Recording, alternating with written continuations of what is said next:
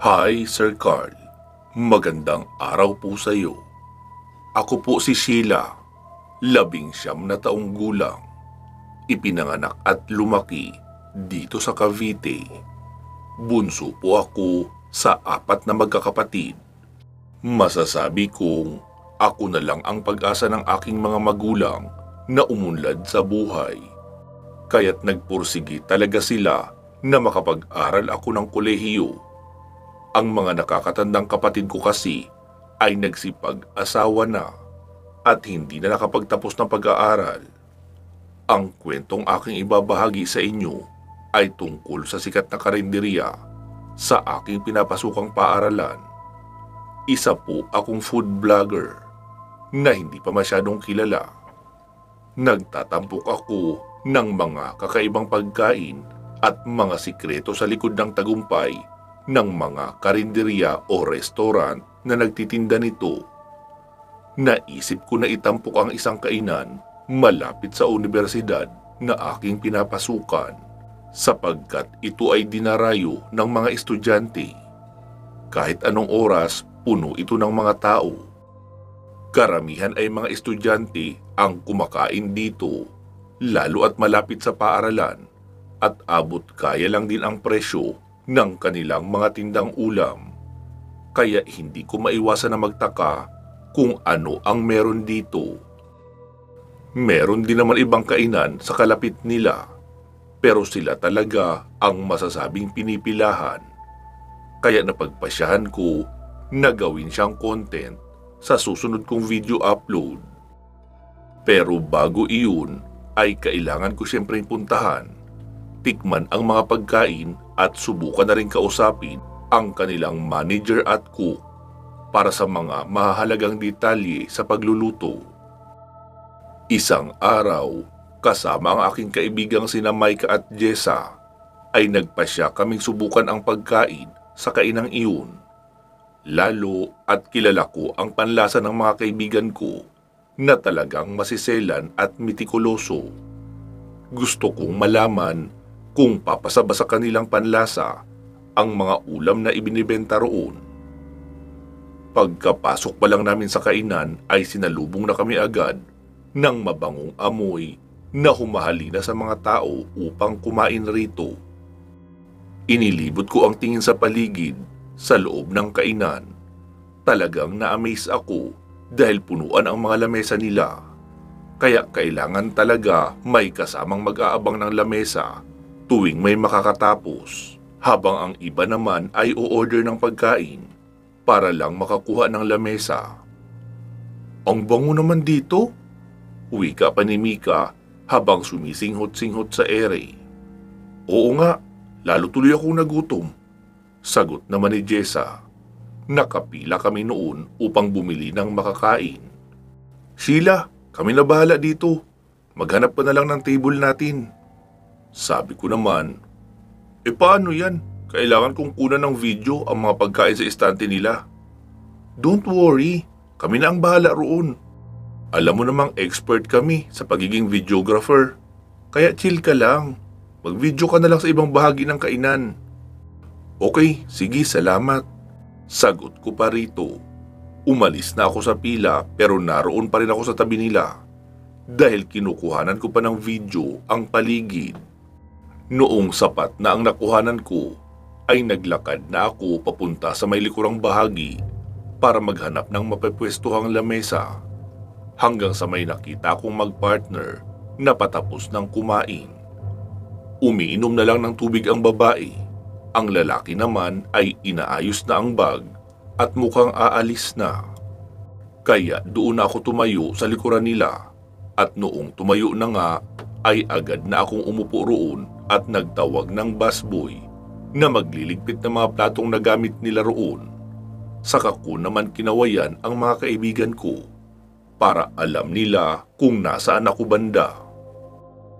Ilang saglit pa ay nakita kong papalapit na ang dalawa. Pareho silang may dalang tray at malawak ang ngiti na mukhang gutom na gutom ang itsura. Pagkalapag ay nakita kong 6 na putahing ulam ang binili nila. Alam kasi nila na idodocument ko iyon at bibigyan ng reaksyon ang lasa ng bawat putahe dahil kasama iyon sa details ng vlog. Kinuhanan ko ng video ang bawat ulam habang binabanggit kung anong putahe iyon. At noong matapos na ay saka ko itinutok ang cellphone sa sarili ko. May holder naman iyon na ikinabit ko na sa lamesa, kaya pwede na akong kumain ng maayos habang patuloy lang ang recording ng video na nakatutok sa akin. Napansin ko kaagad ang kakaibang lasa ng karne sa kanilang mga ulam.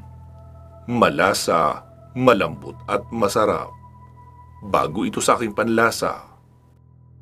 Dahil sa pagiging food vlogger ko, kaya hindi ko na rin mabilang ang mga kainan na aking natikman. Pero iyong kinainan ko ng mga oras na iyon ay may kakaibang linamnam ang karne. Para siyang manok sa lambot, pero itsurang baboy naman ang karne. Masarap talaga siya. Naisip ko tuloy na baka may sikreto silang paraan para maging ganun kalambot at kalasa ang karne. Kagaya na lang noong napanood ko sa isang food vlogger na gatas ang ginagamit na pangbabad sa karne at ginagawang panghugas para hindi malansa. Tapos para naman sa mga marinated food ay hinahaluan ng yogurt para maging malambot ang laman at manuot talaga ang lasa. Ganun ang naiisip ko. Pero hindi ko pa rin mapagtanto kung paano nila iyon ginagawa doon sa kinainan ko. Nagsalita si Jessa. Grabe, ang sarap ng ulam nila rito, no? Ngayon pa lang ako nakatikim ng ganitong karne. Baboy ba to? Sabi naman ni Mika. Oo, kasi pork humba ang nakasulat doon eh. Pero tama ka, mukha siyang baboy. Pero mas malambot pa siya sa manok at kakaiba ang linamnam. Sabi ko naman, oo nga, baka imported ang gamit nilang karne. Balita ko kasi uso ngayon ang mga frozen meat mula sa ibang bansa. Sabi naman ni Mika, I doubt it sis. Kasi kung imported ito, edi malulugi sila. Kita mo nga 40 pesos lang ang isang order. Samantalang 60 pesos na ang regular order ngayon sa mga karinderya. Kahit nga sa kapitbahay namin, 50 pesos na ang isang order ng ulam na karne. Nagpatuloy kami sa aming masarap na pagkain habang iniisip ang kakaibang sarap ng aming kinakainan. Matapos ang aming pagkain ay hindi ko mapigilan ang aking sarili na mag-usisa tungkol sa sikreto ng karinderya. Bilang isang food vlogger ay kailangan kong matuklasan ang mga nakatagong sikreto ng mga ulam na itatampo ko sa aking video. Alam kong magugustuhan ng aking mga subscriber ang kwento sa likod ng kainang ito, kung ano ang secret recipe nila upang maging masarap ang luto nilang ulam at mas dayuhin pa sila ng mga tao. Tinawag ko ang isang staff na lalaki at tinanong kung sino ang cook nila at kung pwede ko bang makausap. Sabi naman noon na ang amo nila mismo ang nagluluto ng mga dinidisplay nilang pagkain. Sa tuwing darating sila sa umaga para magbukas ng kainan, ay nakahanda na sa loob ang malalaking kaldero na puno ng mga ulam. May sariling team daw ang kanilang amo na siyang nagluluto ng mga putahe sa bahay nito. Dinadala na lang doon sa pwesto. Kaya maging silang mga crew doon sa kainan ay hindi alam kung papaano niluluto at kung sino-sino ang nagluluto. Basta ang sabi lang ng kanilang amo na siya mismo ang nagluluto o nagtitimpla noon. May mga helper lang ito na siyang gumagawa ng paghihiwa at paghahalo.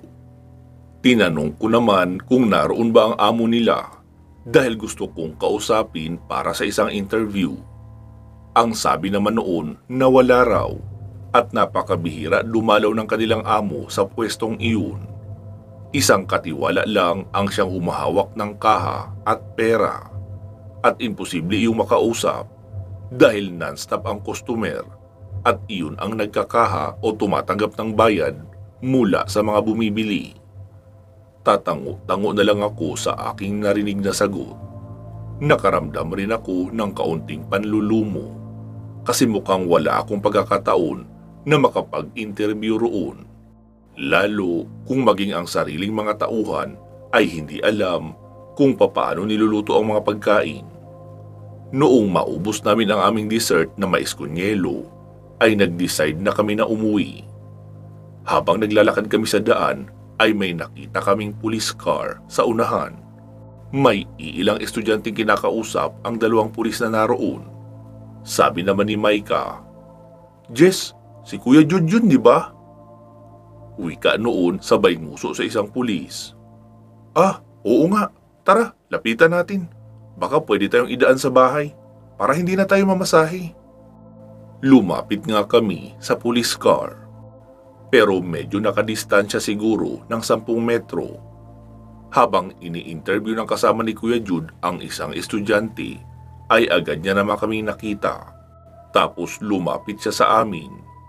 Kilala niya naman kami dahil matagal na kaming magkakaibigang tatlo at kung minsan ay doon kami gumagawa ng project sa bahay nila Jessa. "Oh, kayo pala. Saan kayo pupunta? Huwag niyo sabihin gagala na naman kayo. Ang init-init oh." Sabi naman ni Jessa, "Judgmental ka na naman kuya." "Kuya, anong meron? Bakit kayo narito?" Iniabot naman sa amin ni Kuya Jude ang isang folder. May naka-stapler na 6 na pictures sa loob noon. 2 lalaki at 4 na babae. "Tignan niyo mabuti ang mukha ng mga iyan kung familiar ba sa inyo o kung nakita niyo kahit minsan." Ginawa nga namin ang sinabi niya. Sabi naman ni Maika, "Kuya Jude, mukhang mga first year pa lang ang mga iyan eh. Dahil na rin sa itsura. Pero hindi sila familiar sa akin." "Oo Kuya Jude, ganun din ako. Hindi ko pa sila nakikita, ngayon pa lang." "Bakit po? Ano nangyari sa kanila?" Wika ko naman. Bumuntong hininga si Kuya Jude bago nagsalita. "Third batch na sila ng mga nawawalang binatilyo at kadalagahan sa buwang ito. 6 na buwan na ang sunod-sunod na pagkawala ng mga kabataan. At ang nakakatakot dahil lahat sila ay dito nag-aaral sa paaralan nyo. Wala ba kayo napapansing kahina-hinala sa loob ng campus? Mga grupo na nagre-recruit ng mga estudyante. Parang fraternity style o mga unregistered brotherhood o sorority." "Wala namang kuya. Hindi naman kasi uso yan dito sa school namin."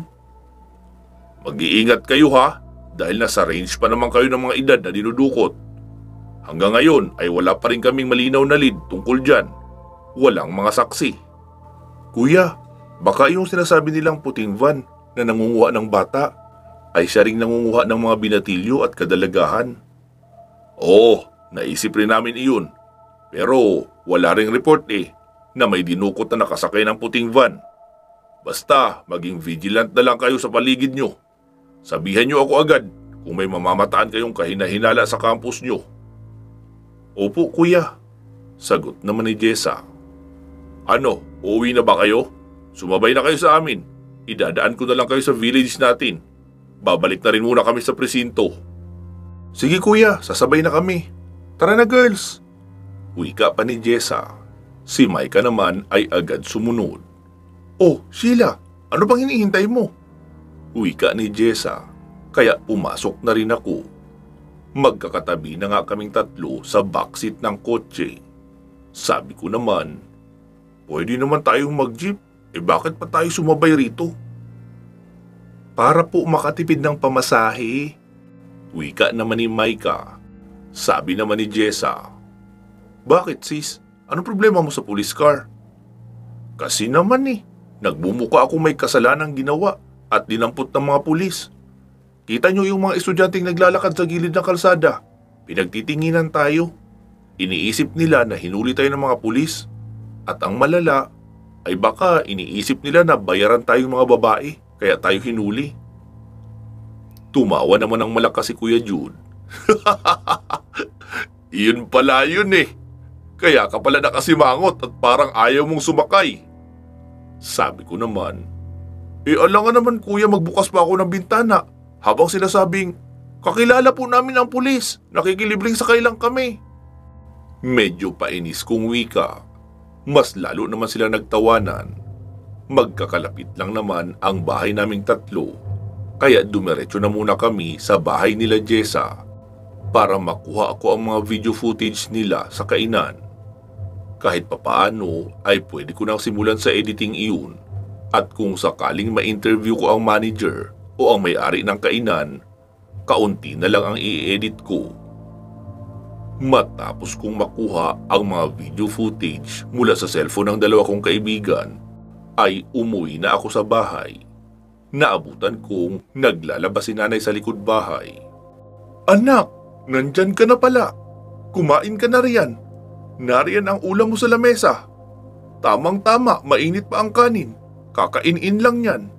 Iyong bahaw kasi ang kinain namin ni tatay mo. Kaya ngayon lang ako nagsaing ng bago, para bagong sinaing na ang makakain mo." "Sige po, Nay, salamat." Wika ko pa. Inilapag ko lang ang mga gamit ko sa kwarto, saka bumaba para muling kumain. Ayoko kasi talaga ng kaning lamig. Ayos lang naman kahit hindi bagong saing, basta ipapainit. Ang totoo, hindi ako gutom, kasi kakakain nga lang namin. Pero alam ko ang ugali ni nanay. Nagagalit iyon kapag hindi ako kumakain pagkarating. Lalo kapag ipinagluluto niya ako ng masarap na ulam o bagong kanin. Kaya kailangan kong kumain kahit kaunti lang. 2 kutsarang kanin nga lang ang sinandok ko, tapos pumapak na lang ng adobong manok. Nilasap ko ang kinakain kong adobo. Malayo naman sa lasa noong kinain ko sa kainan sa university. Kaya nahihiwagaan talaga ako roon. Matapos makakain ay umakyat na ako sa aking silid at humarap na sa aking computer. Nag-browse at nag-search ako tungkol sa kainan sa university. Pero wala naman silang FB page. May ilang mga vlogger na rin pala ang nagtampok ng kainan na iyon, pero mababaw lang ang pagkakatakil. Iyon bang vinidyohan lang ang kainan at mga pagkain, tapos nag-comment lang sa lasa ng mga ulam. At kung sakaling hindi ko mai-interview ang kung sino man ang nagluluto at nagtitimpla sa mga nilulutong ulam roon, ay hindi malayong ganun lang din ang kalabasan ng content ko. Ayoko ng ganun. Magiging duplicate lang iyon kung ano ang meron na sa mga platform. Lumipas ang mga araw. Patuloy pa rin ako sa pagmamasid sa paligid ng kainan, pero hindi ako kumakain doon. Kasi bago umalis ng bahay sa umaga, ay kumakain naman ako ng kanin at ulam. May pabaon rin sa akin si nanay na sandwich na 3 loaf bread ang magkakapatong, na kinakain ko naman sa break time. Kaya masasabing kahit pauwi na ako ng bahay sa tanghali ay hindi pa ako gutom. Napadaan ako sa information bulletin papasok sa gate ng campus. Naroon ang mga larawan ng mga nawawalang estudyante at contact number ng kanilang mga pamilya. Sila iyong mga nakita ko sa folder ni Kuya Jude. Isang araw ng Sabado, matapos ng klase ay sinabi ni Jessa, "Mga sis, tambay muna tayo sa bahay. May bagong download si Kuya na movie. Love story ang panoorin natin. Wala naman sina Mami at Daddy. Si Kuya naman ay mamayang gabi pa ang uwi noon. Kaya malaya tayong gawin ang gusto natin." "Sige ba? Gusto ko yan." Wika pa ni Mika. Sabi ko naman, "Sige, ayos lang sa akin. Pero uuwi muna ako sa bahay para makapagpaalam. Alam niyo naman si nanay, malamasin ka ng bunganga. May kasama pang paghampas ng walis tingting kung magsisermon. Kaya mas mabuti na iyong magpaalam muna ako." "Alright. Tamang-tama, ikaw na ang uutusan kong bumili ng chicha natin. May malaking tindahan kang madadaanan bago makarating sa inyo, di ba?" "Oo, sige." Pagsang-ayon ko naman.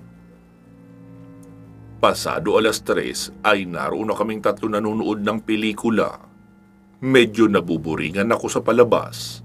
Umaaring dahil sa wala roon ang utak ko. Iniisip ko pa rin kasi ang content ko para sa channel. Noong matapos ang pinapanood naming love story ay sinabi ni Maika, Isa pa sis, maaga pa oh.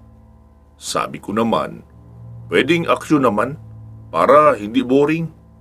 Sige, eto, Charlie's Angel.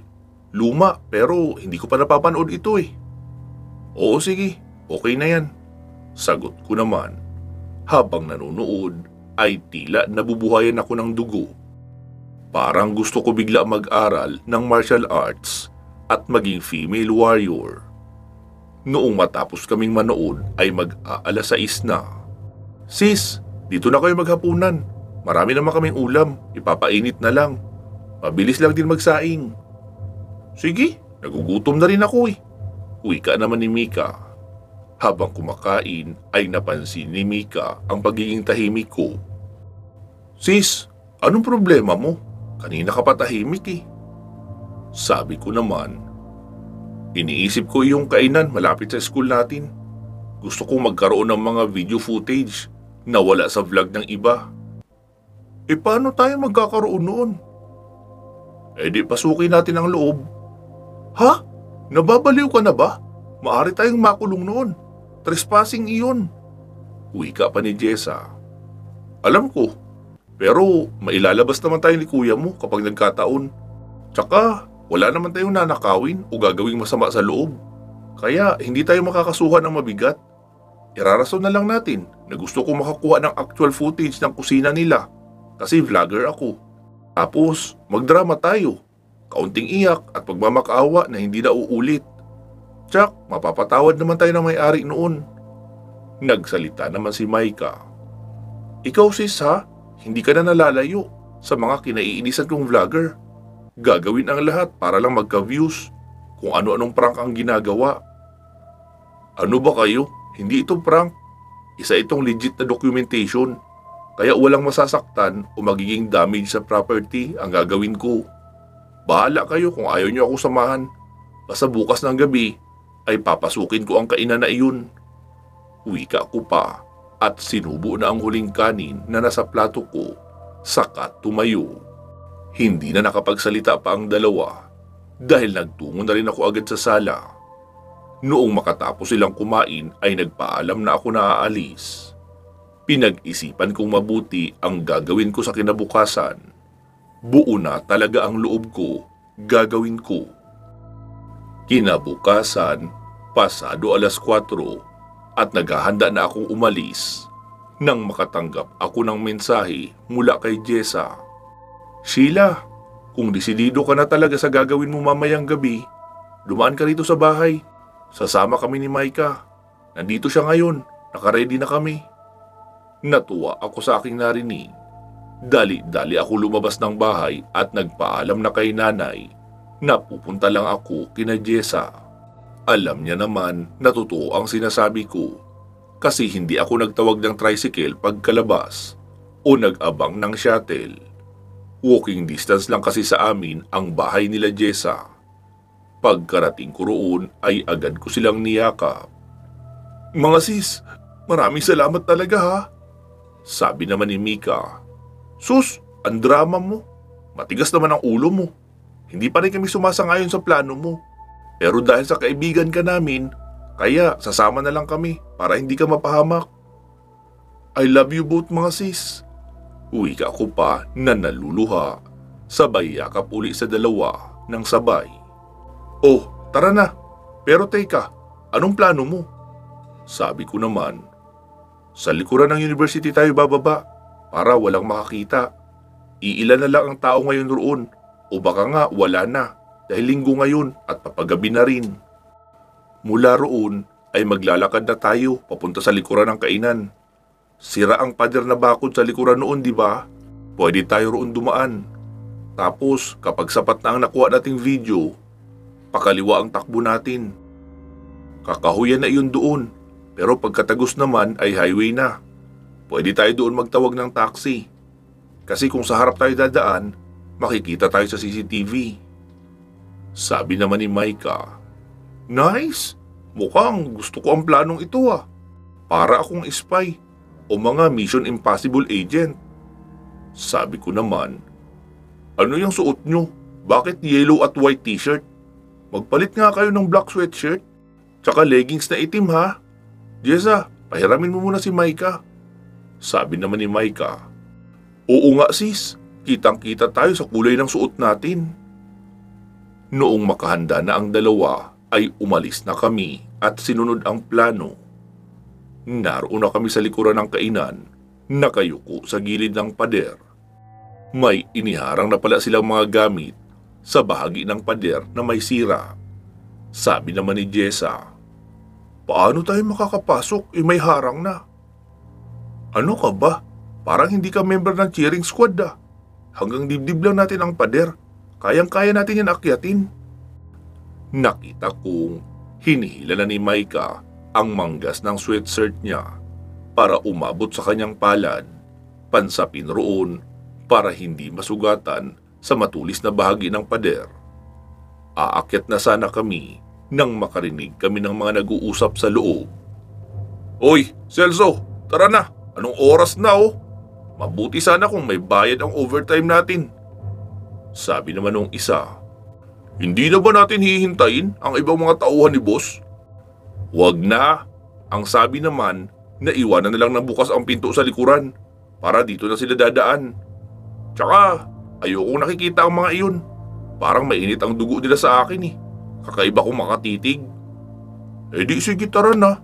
Ikaw naman ang malilintikan kapag nagkataon dahil ikaw ang binilinan. Oo, ako ang bahala sa'yo. Wika pa noong isa. Nakita naming naglalakad na papalayo ang dalawa. Sumenyas na ako kina Mike at Jessa na umakyat na kami sa pader dahil wala nang ang tao.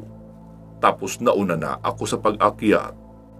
Agad rin namang sumunod ang dalawa. Pagkatalo namin sa ibaba ay saglit pa kaming nanatili na nakapaluhod habang nagmamatsyag sa paligid.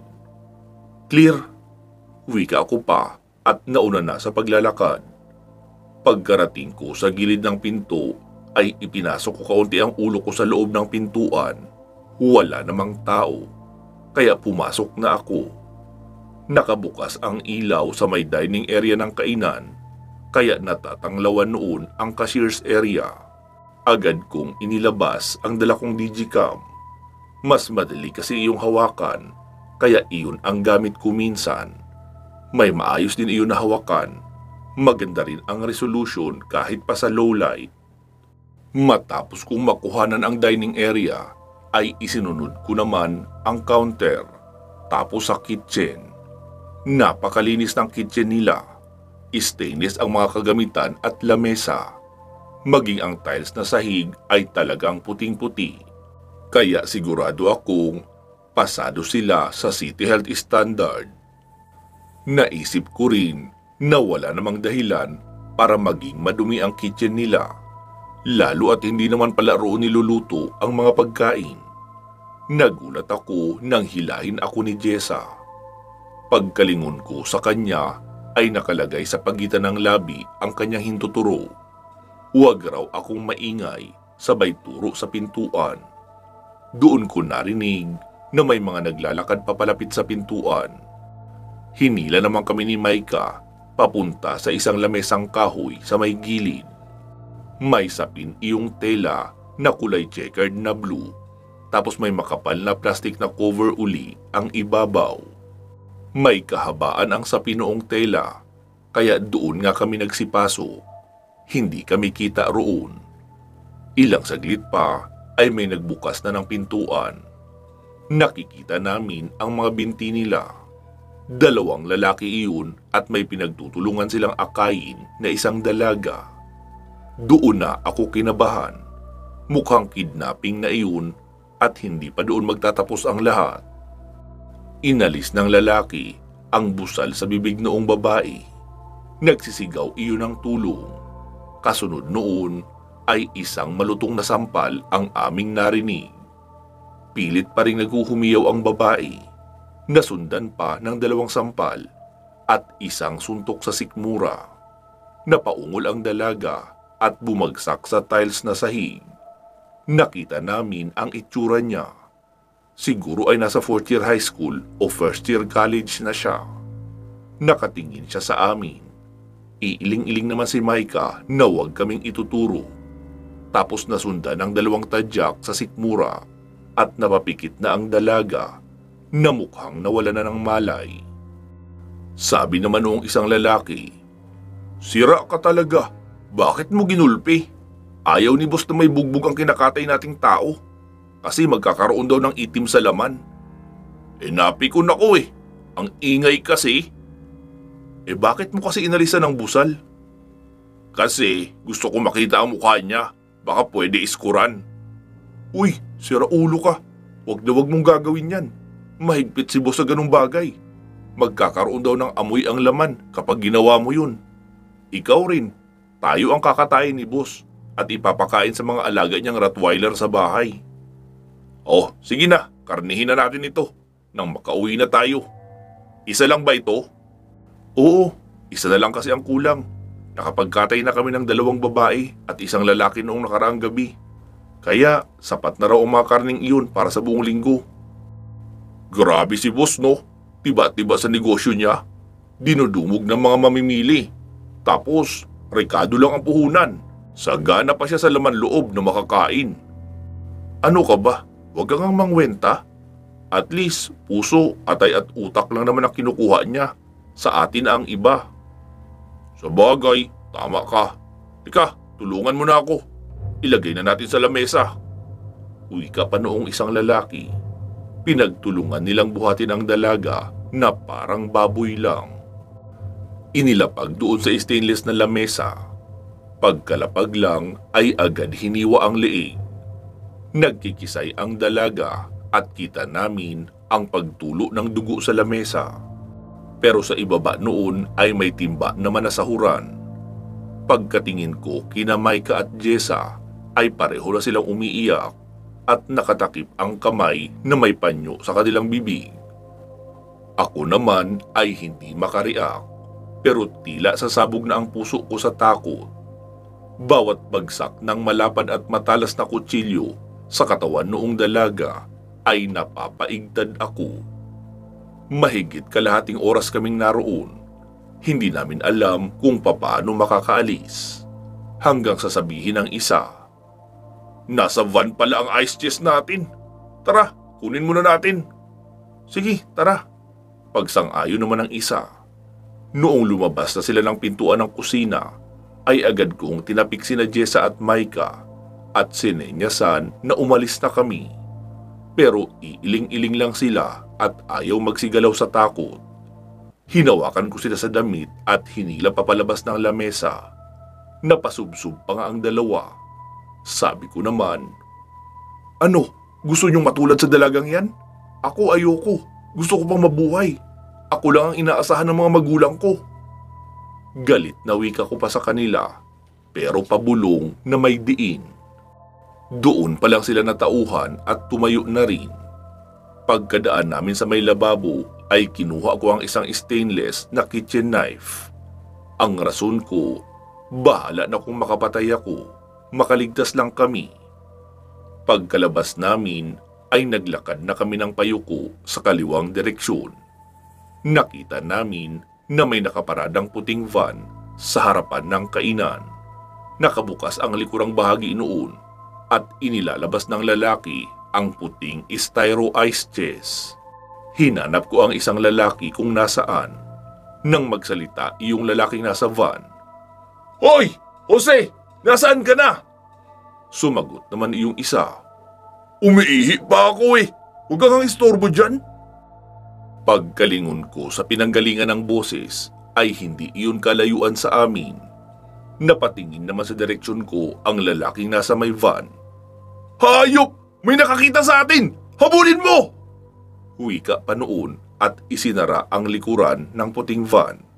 Sabi ko naman, "Mga sis, bilisan nyo! Nakita na nila tayo! Takbo!" Wika ko pa at tumakbo na nga kami. Nauna sa pagtakbo ang dalawa papunta sa kakahuyan. Pero nagulat ako nang bigla akong tinalunan noong isang lalaking humahabol sa amin. Ang bilis niyang tumakbo. Natumba ako sa lupa at pilit siyang tinatadyakan. Pero bigla niya akong itinihaya at inupuan sa sikmura. Pero hindi niya inaasahan na may dala akong kutsilyo. Isinaksak ko yun sa dibdib niya. Bigla siyang natigilan at napahinto. Hinawi ko siya pagilid at tinadyakan sa mukha. Muli akong tumakbo papasunod sa mga kaibigan ko. Nakarinig ako ng angin lang hayop sa likuran ko. Panay na ako sa pagtili habang tumatakbo. Sumisigaw na rin ang aswang sina Maika at Jessa. Nang bigla kong maramdaman ang matalim na kuko na gumuhit sa likuran ko. Napaliad ako sa sakit at natalisod.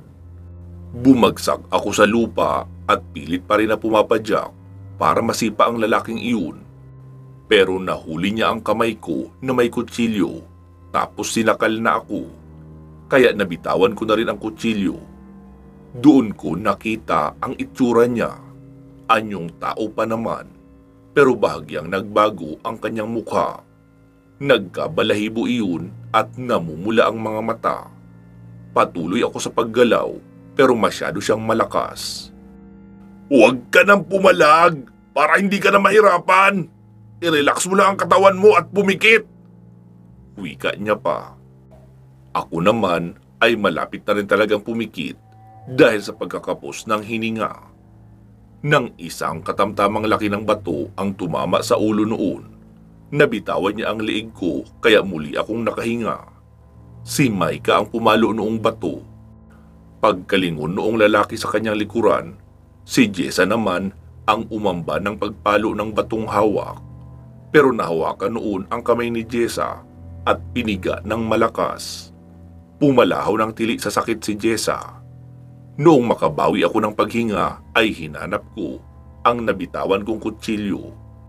Dinampot ko iyon sabay saksak sa gilid noong aswang papabaon sa kanyang katawan. Si Maika naman ay muling humataw ng pagpalo ng bato. Hindi na iyon nasalag ng lalaki dahil napatingin iyon sa akin at sinusubukang bunutin ang kutsilyo. Paulit-ulit ang ginawa nilang pagpalo habang ako naman ay nakahawak sa kutsilyo para hindi niya mabunot. Kahit natatakot ay pinipilit naming magmatapang para makaligtas. Muli kong binunot ang kutsilyo at agad ring isinaksak sa kanyang dibdib. Doon na iyon ang hina. Tinulungan ako ni Maika na makatayo pero muli akong umupo at inupuan ang lalaki sa sikmura. Saka paulit-ulit kong sinaksak gamit ang kutsilyong stainless. Noong hindi na iyon gumagalaw, ay saka na ako tumayo. Sabi naman ni Jessa, "Sheila, dalhin mo yung kutsilyo. Matitrace ka gamit yan bilang murder weapon." Kaya dali-dali ko iyong binunot at pinahid sa pantalo ng lalaki ang dugo bago ko inilagay sa dala kong sling bag. Iika-ika kami na nilisan ang lugar. Nakita ko si Jessa na may ginawa sa cellphone niya. Nag-voice record siya na nagre-report sa pulisya. Pero noong i-play niya iyon ay iba ang boses, nakamodulate. Tapos tinawagan niya ang police station para i-report ang kainan. Kami naman ay hindi na muna umuwi. Nag-check-in muna kami sa isang motel. Si Maika naman ang bumili ng mumurahing damit na mapagbibihisan ko. Punong-puno kasi ako ng dugo. Hindi lang halata dahil itim lahat ng suot ko. Makalipas ang 3 oras ay nahimasmasan na kami kaunti. Saka pa lang kami nagpasyang umuwi. Pero napag-usapan namin na doon na muna kami matutulog kina Jessa. Mukhang hindi ko kakayaning matulog mag-isa pagkatapos ng mga nangyari. Siguradong babangungutin ako at ang masama pa dahil hindi ko yun pwedeng aminin kina nanay at tatay. Kinabukasan, araw ng Lunes, pumasok kami sa klase at umaktong normal lang ang lahat. Nadaanan namin na may mga pulis pa rin sa kainan at nakakordon ng dilaw na tape ang buong paligid. Naibalita sa telebisyon ang nasabing krimen at ang natagpuang katawan ng dalaga sa loob na nakahiwa na. Doon naman sa van ay marami silang ebidensyang nakuha na iyon daw ang van na ginagamit ng sindikato na dumudukot ng mga kabataan. Kaya ang final statement nila na ang sindikato ang nangunguha ng mga dalaga para kunin ang laman loob at ibenta. Nagtataka lang din ako dahil hindi na ibalita ang tungkol sa dalawang lalaking pinagsasaksak namin. Naisip ko tuloy na baka buhay pa sila, lalo at aswang ang mga iyon. Nasabi pa ng iba na hindi basta-bastang napapatay. Ang may-ari naman ng kainan ay hindi nahuli, lalo at nakadikoy lang ang pangalan na nakarehistro sa business permit. Magmula noon ay hindi na nagbukas pang muli ang kainan na iyon. Hindi ko na rin i-upload pa ang video content na plano ko dahil wala naman ako nakuhang detalye tungkol sa pagluluto nila at maaaring hindi maging katanggap-tanggap sa lahat kung sasabihin ko na ang karning ginagamit pala sa pagkain niluluto roon ay karne ng tao. Ilang linggo rin kaming nawala ng gana na kumain ng karne noon, lalo na kapag naaalala namin kung gaano karami ang ulam na aming in-order noong kumain kami sa kainang iyon. Hindi na rin namin ipinaalam sa kahit kanino na sangkot kami sa pangyayari sa kainan at kami ang nag-report sa mga pulis. Wakas. Isang masayang araw ang araw na ito para sa magkaibigang Joel, Zandro at Roy. Ito ang araw na napagkasunduan nilang magkaroon ng hiwalay na selebrasyon matapos nilang makapagtapos ng kolehiyo. Una nilang plano ay sa mismong araw sana ng graduation, pero alam nilang hindi sila makakatakas sa kanilang mga magulang, lalo at lahat ng miyembro ng bawat pamilya ay dadalo sa espesyal na araw na iyon. Para sa kanilang mga pamilya ay isa silang huwarang kabataan na balang araw ay magiging mabuting ehemplo sa mga kabataan at sa susunod na henerasyon. Pero lingid sa kanilang kaalaman ang milagrong pinagagawa ng tatlo, ang lihim nilang paglanghap ng mamahaling usok sa kondo ni Zandro, ang pambubuli nila sa ibang mga kaklase at mga lower years na estudyante, pati na ang madalas nilang pagpunta sa isang sikretong kasa sa Tondo, kung saan bawat pinto ng mga nakahilirang silid ay may mga dalagitang nakakulong sa loob. Hawak ng isang grupo ang isang iligal na aliwan. Sa pilitan ang pagbibigay ng serbisyo roon, malaki ang bayad dahil pwede nilang gawin ang lahat ng gusto nila sa babae na nasa loob. Pwedeng pagsawaan, saktan o kahit sugatan, basta't huwag lang malalagutan ng buhay. Iyon ang pinakamalalang bisyo ng tatlo. Mula sa probinsya ng Cavite ay bumiyahe sila papuntang Pasay City para doon maghanap ng bar na kanilang mapag-iinuman. Sakay ng SUV na regalo ng ama kay Zandro ay masayang bumiyahe ang tatlo. Ano tol, ilalabas ba natin ngayon ang totoo nating bangis? Abay oo naman, hahanap tayo ng bebot sa bar na madadala natin sa kung saan. Hindi pwedeng walang magiging alay sa gabing ito. Isang malaking achievement kaya ito, kaya dapat may padugo. Wika pa ni Zandro. Abay oo naman, dapat lang talaga. Hindi kaya basta-basta makapagtapos ng pag-aaral. Kaya dapat may binyagang magaganap. Pagsang-ayon naman ni Joel na anak ng isang abogado.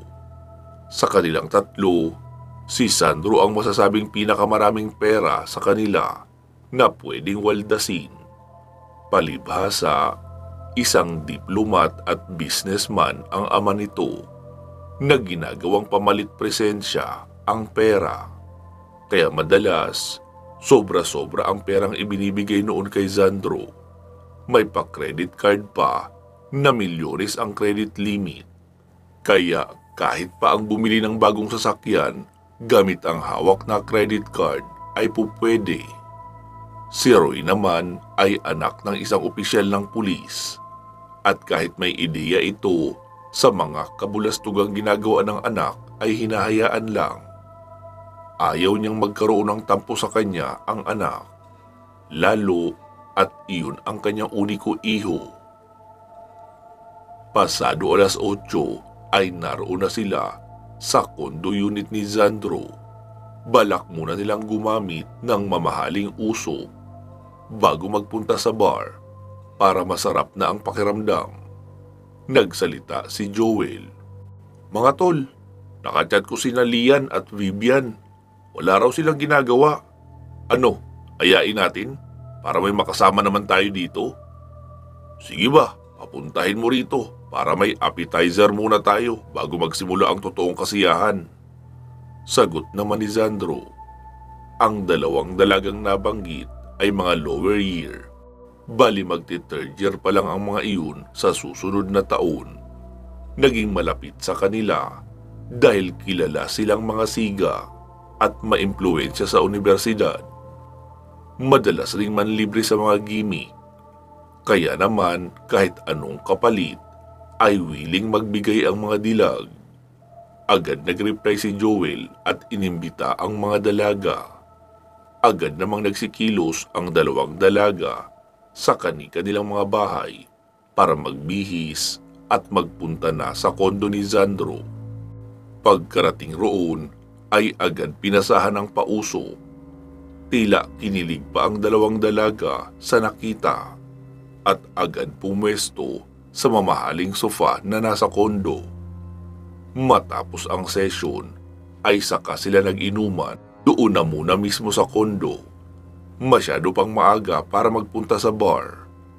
Maliban sa inuman ay marami pa silang ginawa. Pinagsawaan ng tatlong binata ang dalawang dalaga na kanilang bisita. Game naman ang dalawang iyon, lalo at may mga karga na. Sumapit ang alas 11 ng gabi. Nagsalita si Roy. "Ano, bihis na tayo?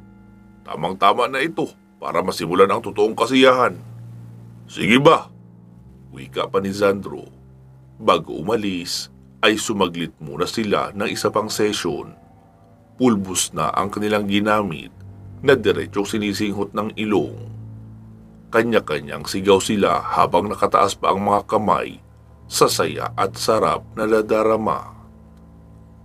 Matapos ang session ay nagbihis na nga sila at nagtungo na sa isang sikat na bar sa Pasay City. Pagkapasok ay sa VIP agad sila pumuesto. Todo entertain naman sa kanila ang manager at dalawang waiter.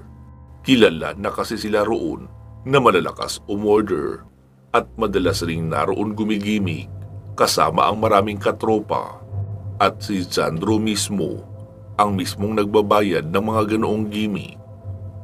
Ilang saglit pa ay may mga kakilala silang lumapit. Pinaupo naman nila ang mga iyon dahil isang malaking pwesto ang kinuha nila. May ilan ding mga kadalagahan ang nagpunta, kaya hindi na nila inasikaso ang dalawang babaeng kanilang unang nakasama. Dahil naka-VIP area naman, kaya medyo mataas na bahagi sila. Naglabas si Roy ng pulbos para ipatikim rin sa mga lumapit na tropa. Kaya tuwang-tuwa naman ang mga iyon na suminghot. Hanggang sa may mapansin si Sandro na tatlong magagandang dilag. Sa lahat ng mga babaeng naroon, sila ang walang kasamang mga lalaki. Elegante ang suot at kung gumalaw ay parang mga modelo. May tikas ang tindig at may pilantik ang bawat kilos. Agad tinapik ni Sandro si Joel. "Tol, nakikita mo yung tatlong dalaga? Pare-parehong naka-black dress. Sila ang ibubuking natin at magiging alay para sa ating tagumpay." Napangisi naman si Joel sabay sabing, "Wow, bilib talaga ako sa'yo, tol. Ang galing ng mata mo maghanap ng ganyan. Ano, lalapitan na ba natin?" "Sige," wika pa ni Sandro. Nauna na sina Joel na lumapit sa mga babae. Si Sandro naman ay nag-bill out na sa lahat ng nakuha nila. Pero marami pa ang alak at pagkain sa kanilang lamesa. Bahala nang umubos ang mga tropa nilang lumapit. Sina Joel at Roy naman ang lumapit sa tatlong dalaga. "Hi miss, can we join you? Sabi naman ng isa, "Actually, papalis na kami. Medyo boring ang event ngayong gabi eh. We need a real fun. Yung makakapamasyal sa ulap at lulutang sa ere." Natawa naman si Joel, sabay sabing, di kami pala talaga ang kailangan nyo." Sabi naman ng dalaga, "So, meron kayo?" Agad namang pinasilip ni Roy ang nakaziplak na lalagyanan na may lamang kalahati pa noong pulbos. "Nice! Let's go and have some fun." Wika naman ng isang dalaga. Lumapit na rin si Sandro at nakitang nakayapos na sa bewang ng mga dalaga sina Joel at Roy. "Ano? Let's go to some place quiet?" "Sure." Malanding sagot naman ng isang dalaga. Noong titigan ni Sandro ng mabuti ang dalagang kanyang inakbayan, ay napansin niyang pula ang isklera ng mga mata. Pero hindi siya sigurado kasi minsan naman ay nagkukulay itim at nagiging gray. "Nice contacts ah. Kaya magbago-bago ng kulay." Oo. Newest edition yan. Medyo mahal nga lang. Pero lakas maka-foreigner ng dating kapag paiba-iba ang kulay ng mata. "Yeah, I like it." Sagot naman ni Sandro. Pagkasakay ni Sandro sa sasakyan ay sinabi niyang, "Bago ang lahat, magpakilala muna kayo." Sabi naman ng isang dalaga, "No worries. Madali lang naman tandaan ang pangalan namin. It's ABC. Abigail, Beatrice, at Chari."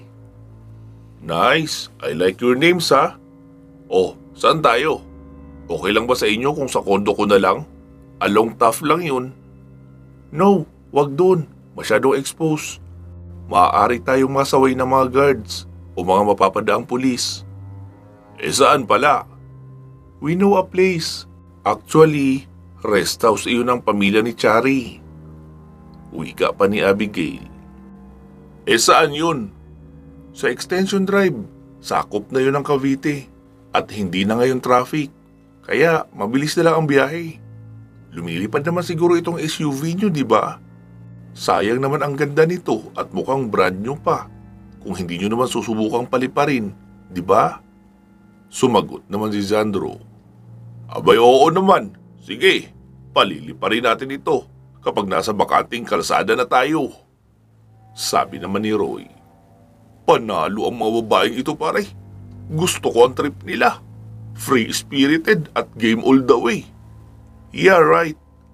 Sagot naman ni Joel. Nagtawa na naman ang mga dilag na halatang kinikilig pa. Sinimulan na nila ang biyahe at noong makalampas na ng expressway ay doon na itinodo ni Sandro ang pagpapatakbo. Wala nang sasakyan sa daan at wala na ring nadadaan ng kabahayan. Sabi naman ni Joel, "Wala ba talagang bahay sa area na ito? First time ko kasi magawi sa bahaging ito eh." Sabi naman ni Abigail, "Oo, wala gaanong bahay rito. Meron namang pailan-ilan pero mga nasa loob ng malalawak na property." Noong may makitang familiar na signage si Abigail, ay agad itong nagsalita. "Slow down, Tiger. Malapit na tayo lumiko. Yang paliko sa left side. Hard left ka dyan." Agad namang sinunod ni Sandro ang direksyong sinabi ng dilag. Nagulat pa siya dahil hindi na iyon sementado. Hanggang sa marating nila ang tila mansyon na bahay. Halatang walang tao dahil madilim. Dinukot ni Chari ang remote ng gate at pinindot. Ilang saglit pa ay bumukas iyon. "Nice! Haunted house pero high-tech. Au!" Wika pa ni Sandro, sabay tawanan nilang lahat. Pagkapasok sa compound ay naunang pumasok ng bahay ang tatlong dalaga. Naiwan pa sa labas ang tatlong binata. "Tol, perfect spot." Wika pa ni Joel. Sabi naman ni Roy, "Ang sabihin mo ay perfect for everything. Walang maghihinala ng foul play rito kasi pamamahay nila ito. at isi-set up natin na kunyari accident dahil sa high sila. Tinawag naman sila ng isang dalaga sa loob. Guys, tara dito. Sa terrace tayo. Agad namang pumasok ang tatlo ng bahay at sumunod sa kusina, papatago sa terrace sa likuran. Na-amaze sila dahil sa view. Kita ang ibabang bahagi ng city, pero after ng edge ng terrace ay malalim na bangin na paibaba. Palihim na napangiti ang mga binata. Mukhang hindi na sila mahihirapan mag-dispose ng katawan. Ang totoo, hindi ito ang unang beses na gagawin nila iyon. Halos taon-taon ay pumapatay sila ng tatlong kadalagahan bilang pasasalamat sa kanilang mga achievement sa buhay. Wala naman silang kulto o nilalang na pinag-aalayan. Basta parang panata sa sarili lang nila iyon. At ngayon nga ay itong tatlong malamodelo o maladyosa sa gandang mga dalaga ang kanilang balak gawing alay kapag napagsawaan na nila buong magdamag. Pero ang hindi nila alam, sila ang magiging laman tiyan ng mga dalagang may edad na hindi bababa sa 200 taon na nabubuhay at napapanatili ang kabataan sa pamamagitan ng pag-inom ng dugo ng mga kabinataang biktima. Pinagsawa nila ang kanilang mga mata sa pagmamasid sa magandang view sa paligid. At ilang saglit pa ay nakita nila si Beatrice na may dalang mamahaling alak at 3 baso. Sabi naman ni Joel, "Bakit 3 lang yung baso mo? Kayo lang ba ang iinom?" Sumagot naman ang magandang dilag, "Bakit? Hindi ba pwedeng mag-share ang bawat magpartner?" "Oh yeah, it's a good idea." Sabi naman ni Sandro, "Pero bago ang lahat, meron muna akong gustong enjoyin maliban sa alak at magandang view." Wika pa noon, sabay yakap sa leeg ni Abigail. "Oh, medyo may pagkasadista ah. I like it. Pero wag dito, doon tayo sa may bandang side. May malambot na couch doon na medyo malapad." "Okay, let's go," sagot naman ni Sandro. Pagkarating roon ay agad nang naging mainit ang tagpo. Tila mauubusan si Sandro sa pagmamadali. Masyado kasing mataas ang kanyang init sa katawan, lalo kapag nakakainom siya ng alak na nasasabayan ng pulbos. Sabi naman ni Beatrice kay Joel, "Ano, makikinig na lang ba tayo sa gagawin nilang ingay?" Tumayo si Joel sabay sabing, "Edi let's go." Tapos pumasok na sila sa loob ng bahay kung saan may malapad din na sofa. Sinimulan rin nila ang kanilang mahalagang gawain. Sabi naman ni Chari, "Tara, dito na tayo. Wala namang iba makakakita." Wika nito at nagsimula na rin kumilos papalapit sa binata. Noong makatapos si Abigail ay tulala na lang si Sandro.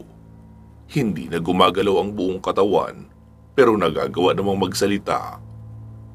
"Anong nangyayari sa akin? Bakit hindi ako makagalaw?" Napatawa naman ang dalaga. "Pasensya na, hindi mo kasi ako binigyan ng pagkakataon na magkwento. Hindi ko tuloy nasabi sa iyo na lahat ng makakatikim ng aming natatanging ganda ay mapapasailalim din sa aming malalim na hipnotismo."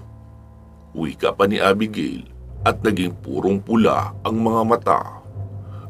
"Ha? Aswang ka?" tanong pa ni Sandro. "Yes, I am. A 300-year-old vampire from France. Pero wag mo na akong kausapin ng English. 100 taon na rin kami rito sa bansa nyo. Kaya lahat ng lingwahe na common rito ay naaral na namin at fluent kami. Kaya let's go, kanina pa ako nauuhaw." Wika pa noon sabay tayo. Wala naman sa sarili na tumayo si Sandro. Hindi niya kontrol ang kanyang katawan. Basta kumikilos lang iyon ayon sa sasabihin ng dalaga. Naupo si Abigail sa couch. "Maupo ka rito. Ano na nga ang pangalan mo, Tiger?" Sandro." Nanginginig na sagot ng binata. "Sige, akin na yung braso mo." Iniabot naman iyon ni Sandro. Itinapat iyon ng dalaga sa baso, saka hiniwaan ang pulso gamit ang pinatulis na kuko. At noong nangalati na ang laman, ay saka pinahid ang bahaging may sugat. Saka naman naghilom ng kusa iyon. Nilagyan ni Abigail ng alak ang basong may lamang kalahating dugo ni Sandro hanggang sa mapuno. Dire-diretso niya iyong ininom at bottoms up. Pagkalapag ay wala ng laman. Napadighay pa nga ang dalaga. Oops, where is my manner? I'm sorry, na-excite lang ako. Matagal na kasi akong hindi nakakainom ng fresh blood. Oh, heto ang kutsilyo. Ikaw na ang maghiwa. Lagyan mo ng sarili mong dugo ang 3 basong iyan para pagkaupo ng mga sisters ko ay may maiinom na sila. Parang awa mo na. Pakawalan mo na ako. Don't worry, Tiger. Magiinom muna kami. Ang boring kasi kung kami lang. Mas mabuting narito kayo para may chaser din, di ba? Dahil sa lakas ng hipnotismo, kaya walang nagawa si Sandro kundi ang sundin ang utos ni Abigail. Hiniwaan niya na nga ang kanyang pulsuhan at nilagyan ang mga baso. Teka, wait lang. Dito ka lang ha. Kukuha lang ako ng pitchel para may nakaredy na chaser. Tumayo ang dalaga at nagpunta sa kusina. Si Sandro naman ay nagsimula ng tumulo ang luha dahil nagsisink-in na sa kanya ang mga nangyayari. Nililisan na rin siya ng tama ng alak pati na noong pulbos. Ilang saglit pa ay bumalik na si Abigail. Oh, heto Sandro, lagyan mo ang pitsil na iyan. Punuin mo ha. Nanlaki ang mga mata ni Sandro habang nakatingin sa 3.8 liters na orokan na pitsil. Ha? Pupunuin yan? Of course. Uhaw kami eh. Parang awa mo na. Huwag mo ito ipagawa sa akin. Mamamatay ako kapag pinuno ko yan ang sarili kong dugo. Umiiyak na wika ni Sandro. Ano ka ba? Don't worry. Nariyan pa ang 2 mong kaibigan. May magiging chaser pa rin kami kahit na mamatay ka. Nagpatuloy sa pagtulo ang luha ni Sandro habang ginagawa ang ipinag-uutos ng magandang dilag. Ilang saglit pa ay lumapit na rin sina Beatrice at Chari. Dala ang mga nahipnotismong sina Joel at Troy. Sabi ni Joel, Tol, anong nangyayari? Bakit kami sunod-sunuran sa kanila? At bakit ka nagpapatagas ng dugo sa pitsil? Itigil mo yan, Tol. Mamamatay ka. Sumagot naman si Sandro. Tol, mga vampira sila. Mapapasailalim tayo sa hipnotismo nila kapag ginalaw natin sila. That's right. Kinikilig na wika pa ni Beatrice. Nagsimula ng magmura ang dalawa at nagbanta sa kababaihan. Sabi naman ni Chari, akala nyo ba may paraan para maalis ang kontrol namin sa inyo? Kung makapagbanta naman kayo, parang meron kayong magagawa. Shut up na nga lang kayo. Nakakasira kayo ng magandang mood. Sabay na patahimik sila Joel at Troy. Gusto nilang sumigaw, magmura at magalit. Pero hindi na nila maibuka ang kanilang mga bibig. Tanging matapang na pagtitig na lang ang kanilang nagagawa. Dinampot ni Chari ang pitsil na pinagpatuluan ni Sandro ng kanyang dugo at tinungga iyon hanggang sa maubos. Pero nakukulangan pa rin siya. Oh, Ate Abby, tama na muna yung si Tiger mo para umabot pa ng buhay sa final bout. Si Loverboy ko naman. Oh, sige na Roy, slice your wrist na at punuin mo ang pitsil na ito ha. Wika ng dalaga at inilapag ang isang maliit na kutsilyo sa lamesa sa harapan ng binata. Sa isip ni Roy ay balak niyang kunin ang kutsilyo at isaksak sa kahit sino sa mga iyon. Pero nanatili lang iyon sa kanyang isipan dahil kung ano ang sasabihin ng dalaga ay iyon lang ang ginagawa ng kanyang katawan. Napapaiyak na lang siya noong maramdaman ang sakit ng kanyang paghiwa sa sariling pulsuhan. Sumunod naman na inutusan na magpatulo ng dugo ay si Joel.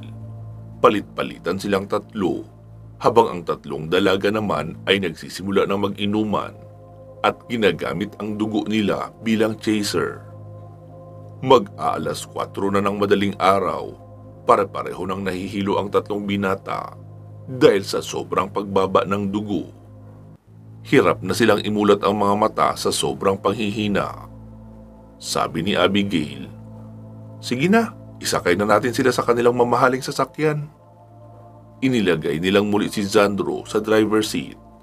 Sa tabi naman nito si Roy at sa likuran ay si Joel. Nakakanlong si Abigail sa lalaki dahil siya ang magdadrive. Dinala niya ang tatlo sa malayong lugar habang nakasunod naman ang dalawa na nakasakay sa kotse. At noong malapit na sa gilid ng bangin ay saka bumaba si Abigail at hinayaang mahulog ang mamahaling sasakyan paibaba ng bangin kasama ang tatlong mayayamang binata na matagumpay na nakapagtapos ng kolehiyo. Masayang umuwi ang tatlong dalaga sa kanilang mansyon, sakay ng pulang kotse na minamaneho naman ni Beatrice. Nakasunod lang iyon sa SUV noong ihatid nila sa isang bangin. Isang buong buwan na naman silang pwedeng mamahinga lang sa mansyon dahil maliban sa marami silang nakonsumong dugo, may naitabi pa sila kaunti na inilagay nila sa ref. Wakas.